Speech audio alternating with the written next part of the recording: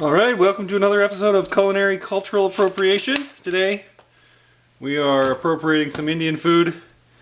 So we're going to take this cauliflower, spice it up, and then bake it.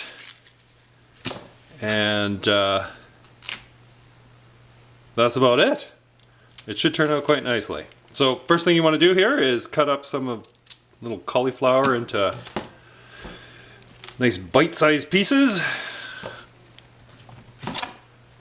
Alright, so we'll rinse this off and then we'll get it coated.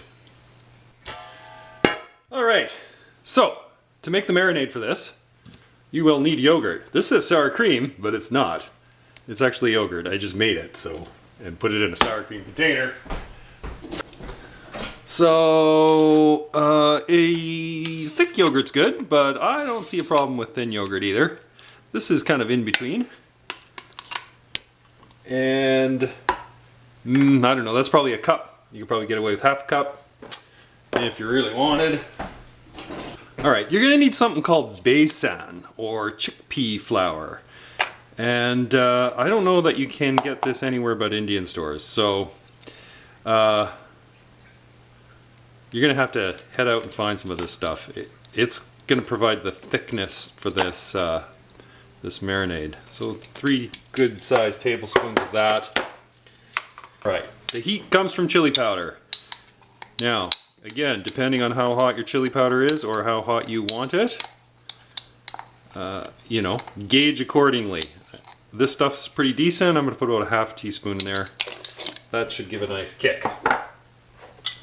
Turmeric, half teaspoon of that. Okay, this is chaat masala. I don't know what's in here, but it's like kind of, I'm gonna say citrusy or tangy.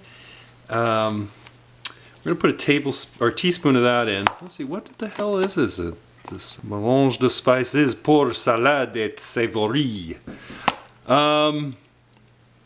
It's in French. My French ain't that. Oh, here it is.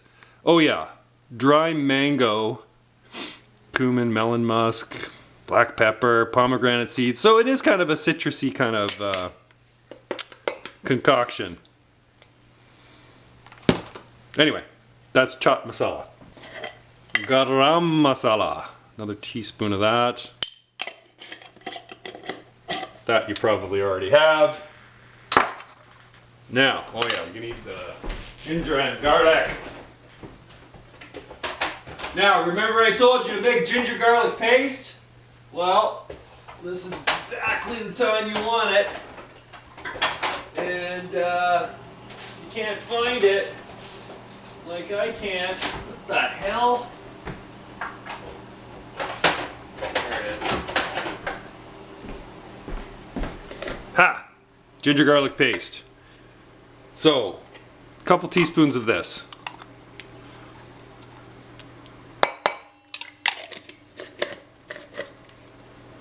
Alright, another thing you're going to have to go, see, you're just going to have to go to the Indian store and grab some supplies for this. Because the other thing is methi, which is the leaves of the fenugreek. And, yeah, you're not going to get that anywhere else either. So, let's see, you want a fair, well, I mean, some people, I don't know. You maybe want about 2 teaspoons of this, maybe more. And just kind of give it a little roll in your hand to crush it up a bit. It kind of depends. It's got a very distinctive flavor, and I'm not sure people like it all that intense sometimes. So, you know, start with that and work your way up or down depending on, you know, what your taste is. And of course, we always need salt. So, I don't know, teaspoon, maybe, something like that. And I do believe that is all we shall put in that for now. Le whisk.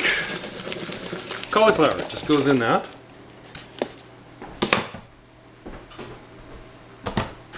And coat. You're going to let this sit for as long as you can, really. And I'm gonna do a couple things. Like normally you would just bake this after this, and it will, you know, with some oil on, you know, it'll crisp up a bit. But I want to try and coat these. Maybe I'll do half coated with panko before baking it, and just to give it a little more crunch when it comes out. Gonna give that a try anyway. Cannot hurt. So again, that besan is providing the thickness here for this.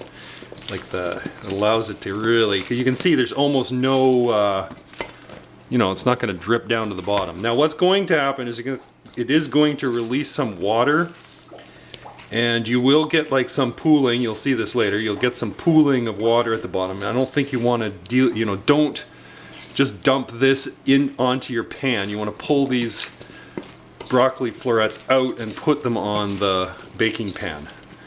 Otherwise you end up with a big fucking mess everywhere. So, alright, so that just can go in your fridge and just leave it in there for the day, and we will come back and revisit this bad boy later. Alright, so this has been marinating away for the most of the day, and now I'm just gonna take these and we're gonna put some panko on half of them. I think I should do all of them, but you know, in the interest of science, let's only do half. Okay, remember what I told you about water being at the bottom? Well, there it is. It was no lie.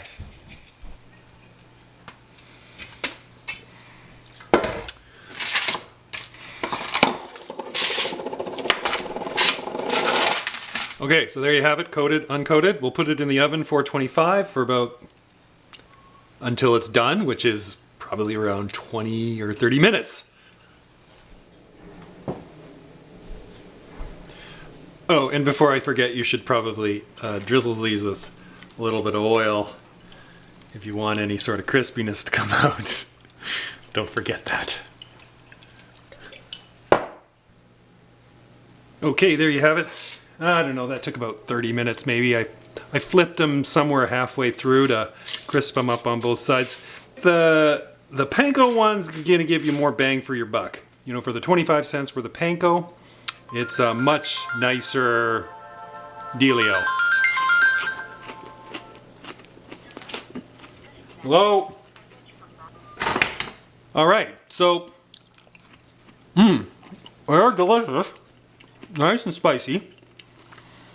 And again, it's all going to depend on how much of that chili powder you put in. Nice dipping sauce for this is going to be something like with a yogurt base, or you know, some sort of fruity chutney maybe. Anyway, very nice. Serve it up with some good dal and rice and you're got a full meal there. Thanks for watching. Cheers.